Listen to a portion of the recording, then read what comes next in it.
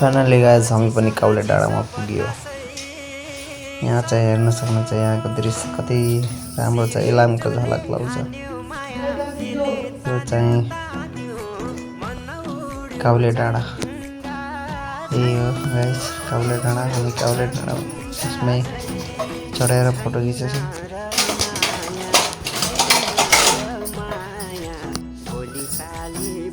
हेर्न सक्नुहुन्छ कति राम्रो दृश्य छ, बवाल छ।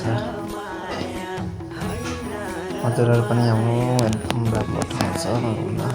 यहाँदेखि पुटलदेखि भन्छन् 1-1.5 घन्टा छ, तर 3-4 घन्टाभन्दा कम लाग्दैन साथीहरू। 1 घन्टा 1.5 घन्टामा त पुगिन्न हो, 5 घन्टाको बाटो छ। तर प्लेस चाहिँ राम्रो ठाउँ छ, पुरा दामी। यहाँको भ्यू पनि राम्रो छ।